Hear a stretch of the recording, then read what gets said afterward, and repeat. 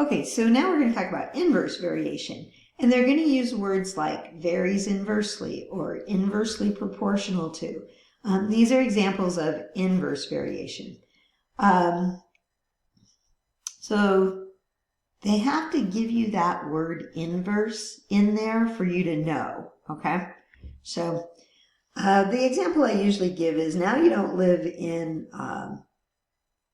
the desert, you live in Alaska, okay? And you find you have a store and you sell parkas, coats, and you find that sales go up, so sales of the coats, here's a parka.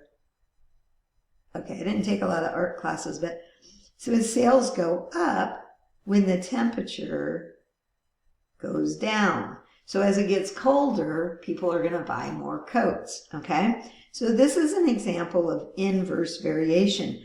The model that we usually show in textbooks and such, y equals k over x, okay? They'll usually write it this way, or sometimes they'll write it y equals k times 1 over x. You might see it this way.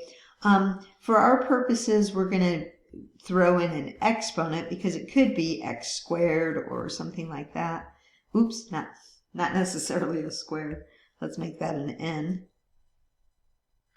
And so this is the model we're going to be using. N could be 1. Anyway, and so it's a reciprocal function, right? If n is 1. Anyway, that's our model for inverse variation. Okay. So it says a tourist plans to drive 100 miles. Find a formula for the time the trip will take as a function of the speed the tourist drives. Okay, so they use v for velocity, for speed, and t for time. I probably would have used r for rate, but anyway, we'll just go with what they have. So in your normal formula, distance equals rate times time, or distance equals your speed or the velocity or the rate times time. That's what you have, right? Well, if you're trying to solve for, we want a formula for t, you could divide both sides by v. In fact, I think we've had problems like this before. So you get t equals the distance divided by the velocity or the rate. Well, we know the distance. The distance is 100 miles. That's how far the person's traveling. So you can say the time is going to equal 100 divided by the speed, the velocity, or the rate. So if you know you're traveling 100 miles, you're trying to figure out how long it's going to take, you say, okay, well, this is what I think my average speed will be.